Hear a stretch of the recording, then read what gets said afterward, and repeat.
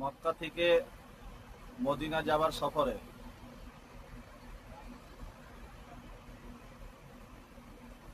3.5 ঘন্টা বাস চলার পরে এই পেট্রোল পাম্প আসলো, পেছনে মসজিদ আছে, ওখানে জোহরের নামাজ পড়া হলো, আর তারপরে এই রেস্টুরেন্ট আছে, এখানে খাওয়া দাওয়া হলো।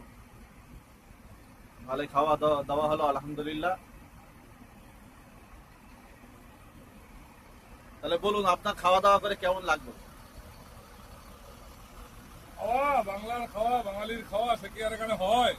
তবে এখানে যা হচ্ছে চলে যাচ্ছে, ভালোই লাগছে, নতুন অভিজ্ঞতা হচ্ছে।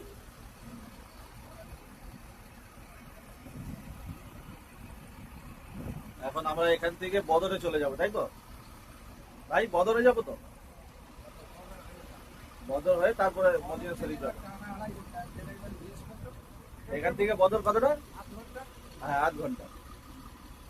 তারপর ওখান থেকে মদিনা 2.5 ঘন্টা। তার মানে আসের মাঝখানে পড়তে হবে, মগরিবে ইনশাল্লাহ পৌঁছাবো।